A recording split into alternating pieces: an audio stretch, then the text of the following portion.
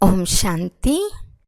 ఈరోజు Murali date 21 October 2025. బాబా చెప్తున్నారు, మధురమైన పిల్లలు ఉదయమే లేచి బాబాతో మధురాతి మధురంగా మాట్లాడండి. విచారసాగర మంతనం చేసేందుకు ఆ సమయం చాలా మంచిది. ప్రశ్న: భక్తులు కూడా భగవంతుని సర్వశక్తివంతుడు అని అంటారు. పిల్లలైన మీరు కూడా అలాగే అంటారు. కానీ రెండిటికి గల తేడా ఏమిటి? జవాబు: భగవంతుడు ఏది కావాలంటే అది చేయగలగడని, అంతా వారి చేతిలోనే ఉందని భక్తులు అంటారు. కానీ నేను కూడా డ్రామా బంధనంలో బంధింపబడి ఉన్నానని బాబా తెలిపించారని మీకు తెలుసు. డ్రామా సర్వశక్తివంతమైనది. తండ్రిని సర్వశక్తివంతుడు అని ఎందుకంటారు అంటే, వారి వద్ద సర్వులకు సద్గతినిచ్చే శక్తి ఉంది. ఎవరు లాక్కోలేని రాజ్యస్థాపన చేస్తారు. ఓం శాంతి. ఓం శాంతి అని ఎవరన్నారు? బాబా అన్నారు. ఓం శాంతి అని ఎవరన్నారు? దాదా అన్నారు. అత్యంత ఉన్నతమైన వారి మహిమ చాలా గొప్పదని ఇప్పుడు పిల్లలైన మీరు గుర్తించారు. సర్వశక్తివంతులు కనుక వారు చేయలేనిదేది లేదని భక్తి మార్గంలోని వారంటారు. భక్తి మార్గంలోని వారు సర్వశక్తివంతుడు అన్న పదానికి అర్థాన్ని చాలా గొప్పగా చెప్తారు. కానీ తండ్రి అంటున్నారు, డ్రామానుసారం అన్నీ జరుగుతాయి, నేను ఏమి చేయను. నేను కూడా డ్రామా బంధనంలో బంధింపబడి ఉన్నాను. కేవలం తండ్రిని స్మృతి చేసినందున మీరు సర్వశక్తివంతులుగా అవుతారు. పవిత్రంగా అవటం వల్ల తమో ప్రధానం నుండి సతో ప్రధానంగా అవుతారు. తండ్రి సర్వశక్తివంతులు. పిల్లలు నన్ను స్మృతి చేస్తే మీ వికర్మలు వినాశనం అవుతాయని, తర్వాత సర్వశక్తివంతులుగా అయి విశ్వంపై రాజ్యపాలన చేస్తారని వారు నేర్పిస్తారు. శక్తి లేకుండా రాజ్యం ఎలా పాలన చేస్తారు? శక్తి యోగం ద్వారా లభిస్తుంది. అందుకే భారతదేశపు ప్రాచీన యోగం చాలా మహిమ చేయబడింది. పిల్లలైన మీరు నెంబర్ వార్గా స్మృతి చేసి సంతోషిస్తారు. ఆత్మలైన మనం తండ్రిని స్మృతి చేసినందున విశ్వంపై రాజ్యపాలన చేస్తామని పిల్లలైన మీకు తెలుసు. దాన్ని లాక్కునే శక్తి ఎవరికీ లేదు. అత్యంత శ్రేష్టమైన తండ్రిని అందరూ మహిమ చేస్తారు. కానీ వారికి ఆ మహిమకు అర్థమే తెలియదు. ఇది నాటకమని తెలిసిన ఒక మనిషి కూడా లేడు. ఒకవేళ తెలిసి ఉంటే ప్రారంభం నుండి చివరి వరకు అది గుర్తు రావాలి. లేకుంటే నాటకం అనటమే తప్పైపోతుంది. ఇది నాటకము. మనము పాత్రను అభినయించేందుకు వచ్చామని కూడా అంటారు. కావున ఆ నాటక ఆది మధ్యాంతాలు కూడా అర్థం చేసుకోవాలి కదా. మనము పైనుండి వస్తాము, అందుకే వృద్ధి చెందుతూ ఉంటుంది. సత్యుగంలో చాలా కొద్దిమంది మనుషులు మాత్రమే ఉంటారు. ఈ ఆత్మలన్నీ ఎక్కడి నుండి వచ్చాయి?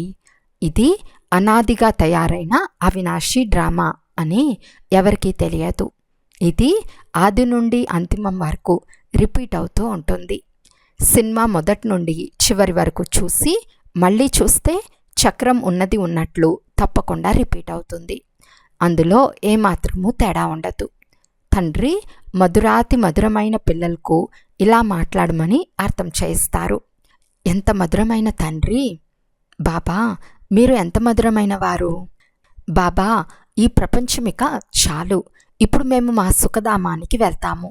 ఆత్మ పవిత్రంగా అయితే అచ్చట పాలు కూడా స్వచ్ఛమైనవి దొరుకుతాయని తెలుసుకున్నారు. శ్రేష్టాచారులైన మాతలు చాలా మధురంగా ఉంటారు. సమయానుసారం వారంతటకు వారే పాలు పడతారు. పిల్లలు ఏడ్చే అవసరం ఉండదు. ఈ విధంగా విచారసాగర మంత్రం చేయాల్సి ఉంటుంది. ఇలా ఉదయమే లేచి బాబాతో మాట్లాడితే చాలా మజాగా ఉంటుంది. బాబా, మీరు శ్రేష్టాచారి రాజ్యస్థాపనకు ఎంతో మంచి యుక్తులు తెలుపుతున్నారు. మళ్ళీ మేము శ్రేష్టాచారి మాతలు ఒడిలోకి వెళ్తాము. అనేకసార్లు మేమే ఆ నూతన సృష్టిలోకి వచ్చాము. ఇప్పుడు మాకు సంతోషాన్ని అనుభవించే రోజులు వస్తాయి. ఇదే సంతోషం అనే బలమైన ఆహారం. అందుకే అతీంద్రియ సుఖం గురించి అడగాలి అంటే గోపికలను అడగండి అని అంటారు. ఇప్పుడు మనకు అనంతమైన తండ్రి లభించారు. మనల్ని మళ్ళీ స్వర్గానికి యజమానులుగా, శ్రేష్టాచారులుగా తయారు చేస్తారు. కల్పకల్పం మనం మన రాజ్య భాగ్యాన్ని తీసుకుంటాము, ఓడిపోతాము, మళ్ళీ విజయం పొందుతాము. ఇప్పుడు తండ్రిని స్మృతి చేసి రావణునిపై విజయం పొందాలి. అప్పుడు మనం మళ్ళీ పావనంగా అవుతాము. అక్కడ యుద్ధం, దుఃఖం మొదలైన మాటలే ఉండవు. ఏ ఖర్చు ఉండదు. భక్తి మార్గంలో జన్మాంతరాలు ఎంతో ఖర్చు చేశారు. ఎన్ని ఎదురుదెబ్బలు తిన్నారు, ఎంతమంది గురువులను ఆశ్రయించారు.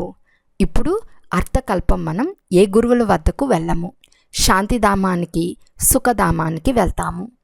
తండ్రి అంటున్నారు, మీరు సుఖధామానికి వెళ్ళేవారు, ఇప్పుడు దుఃఖధామం నుండి సుఖధామానికి వెళ్ళాలి. ఓహో, మా బాబా మమ్మల్ని ఎంత బాగా చదివిస్తున్నారు. మా స్మృతి చిహ్నాలు కూడా ఇక్కడే ఉన్నాయి. ఇది చాలా ఆశ్చర్యం. ఈ దిల్వాడా మందిరానికి అపారమైన మహిమ ఉంది. ఇప్పుడు మనం రాజయోగం నేర్చుకుంటున్నాము. ఈ జ్ఞాపక చిహ్నాలు తప్పకుండా తయారవుతాయి కదా. ఇది పూర్తిగా మన జ్ఞాపక చిహ్నమే. బాబా, మమ్మ మరియు పిల్లలు కూర్చుని ఉన్నారు. క్రింద యోగం నేర్చుకుంటున్నారు. పైన స్వర్గరాజ్యం ఉంది. వృక్షంలో కూడా చాలా స్పష్టంగా ఉంది. సాక్షాత్కారం చేయించిన తర్వాత బాబా ఈ చిత్రాలను తయారు చేయించారు. బాబానే సాక్షాత్కారాలు చేయించి కరెక్షన్ కూడా చేశారు. ఎంత ఆశ్చర్యం! ఇది పూర్తిగా నూతన జ్ఞానం. ఈ జ్ఞానం గురించి ఎవరికీ తెలియదు. తండ్రియే కూర్చుని అర్థం చేయిస్తున్నారు. మనుషులు ఎంత తమోప్రధానంగా అవుతూ ఉంటారు. మనుష్య సృష్టి పెరుగుతూ ఉంటుంది. భక్తి కూడా వృద్ధి చెందుతూ తమోప్రధానం అవుతూ ఉంటుంది. ఇక్కడ మీరు సతోప్రధానంగా ఏ పురుషార్థం చేస్తున్నారు. గీతలో కూడా మన్మనా భవ అనే పదం ఉంది. అయితే భగవంతుడు ఎవరో ఇది మాత్రం ఎవరికీ తెలియదు.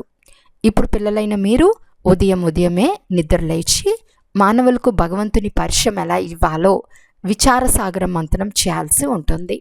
భక్తిలో కూడా మనుషులు ఉదయమే లేచి చిన్న గదిలో కూర్చుని భక్తి చేస్తారు.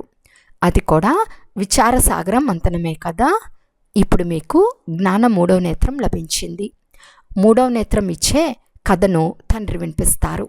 తర్వాత దీనినే తీసరి కథ అని అనేశారు. తీసరి కథ, అమర్ కథ, సత్యనారాయణ కథ అన్నీ ప్రసిద్ధి చెందినవి. వినిపించేవారు ఒక్క తండ్రి మాత్రమే. ఈ కథలు భక్తి మార్గంలో కొనసాగుతాయి. జ్ఞానం వలన పిల్లలైన మీరు సంపన్నంగా అవుతారు. అందుకే దేవతలను పదమాపదం పతులు అని అంటారు. దేవతలు చాలా ధనవంతులుగా పదమాపదం పతులుగా అవుతారు. కలియుగానికి సత్యుగానికి రాత్రికి పగలుకున్నంత తేడా ఉంది.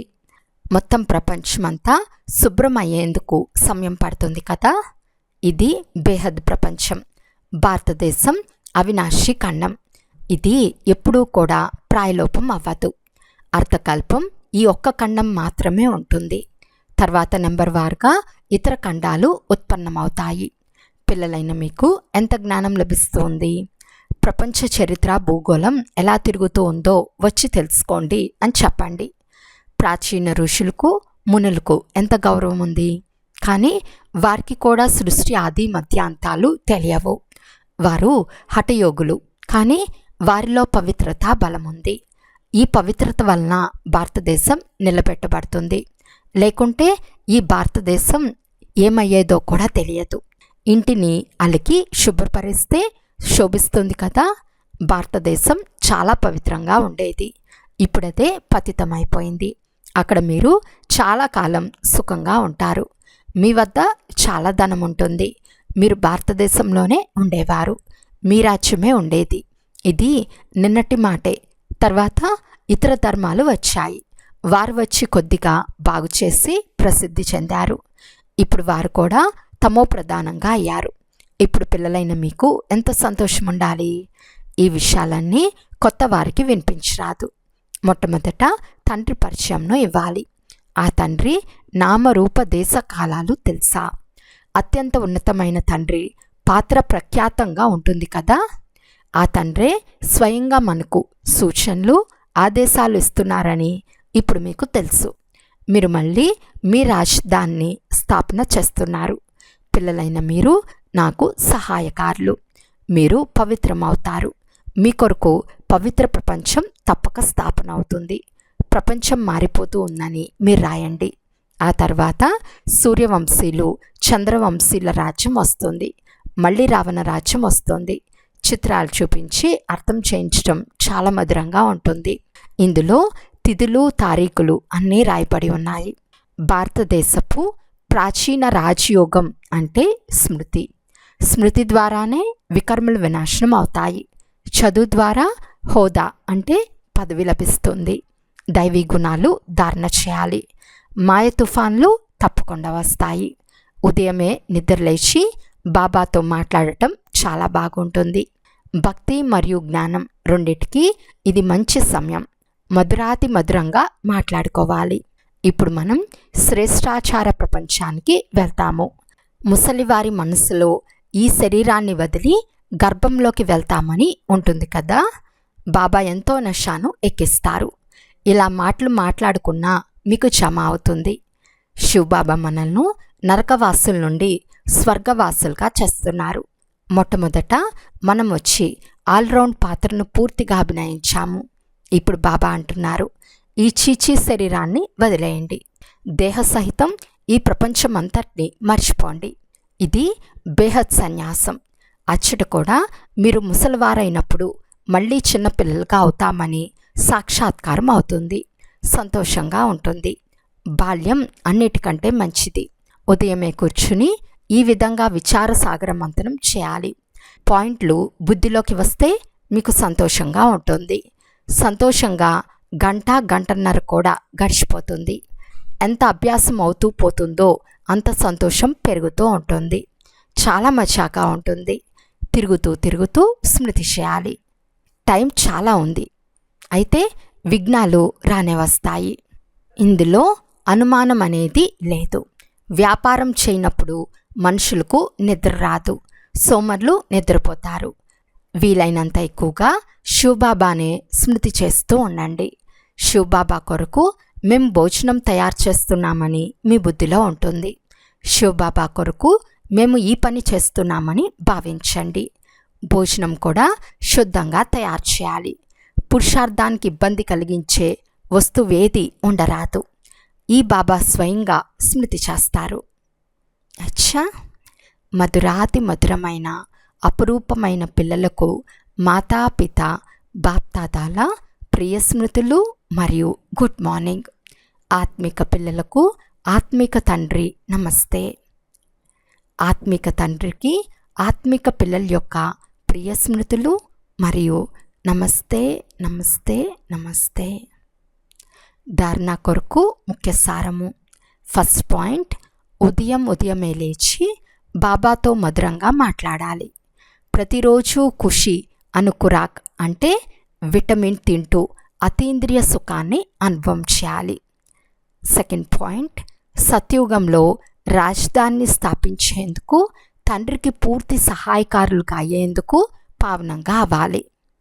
స్మృతి ద్వారా వికర్మలు వినాశనం చేసుకోవాలి. భోజనం కూడా శుద్ధతతో తయారు చేయాలి. వరదానము, దివ్య గుణాలను ఆహ్వానించుట ద్వారా సర్వ అవగుణాలను ఆహుతినిచ్చే సంతుష్ట ఆత్మాభవ. ఎలాగైతే దీపావళి రోజున విశేషంగా శుభ్రత మరియు సంపాదనపై గమనం ఉంచుతారో అలా మీరు కూడా అన్ని ప్రకారాల శుభ్రత మరియు సంపాదనలపై లక్ష్యం ఉంచి సంతుష్ట ఆత్మగా అవ్వండి. సంతుష్టత ద్వారా మాత్రమే దివ్య గుణాలను ఆహ్వానించగలరు. తర్వాత అవగుణాల ఆహుతి స్వతహాగా అయిపోతుంది. లోపల ఏవైతే బలహీనతలు, లోపాలు, నిర్బలత, కోమలత మిగిలి ఉన్నాయో వాటిని సమాప్తం చేసి ఇప్పుడు కొత్త ఖాతాను ప్రారంభించండి. కొత్త సంస్కారాలనే కొత్త వస్త్రాలను ధారణ చేసి సత్యమైన దీపావళిని జరుపుకోండి. స్లోగన్, స్వమానం యొక్క సీట్పై సదా సెట్ అయి ఉండాలి అంటే దృఢ సంకల్పం అనే బెల్ట్ను మంచి రీతిగా బంధించుకోండి. అవ్యక్త సూచన, స్వయం మరియు సర్వుల పట్ల మనసు ద్వారా యోగ శక్తులను ప్రయోగించండి. శాంతి శక్తి యొక్క ప్రయోగం మొదట స్వయం పట్ల, శరీరం యొక్క వ్యాధిపై చేసి చూడండి. ఈ శక్తి ద్వారా కర్మ బంధనాల రూపం మధురమైన సంబంధం యొక్క రూపంలోకి మారిపోతుంది. ఈ కర్మభోగం కర్మ యొక్క కఠినమైన బంధనం సైలెన్స్ శక్తి ద్వారా నీటిపై గీసిన రేఖ వలె అనుభవం అవుతుంది. కర్మభోగాన్ని అనుభవిస్తున్నాను అని భోగించే వారిగా అవ్వరు, కానీ సాక్షి దృష్టగా అయ్యి లెక్కాచారం యొక్క దృశ్యాన్ని కూడా చూస్తూ ఉంటారు. అచ్చా, ఓం శాంతి.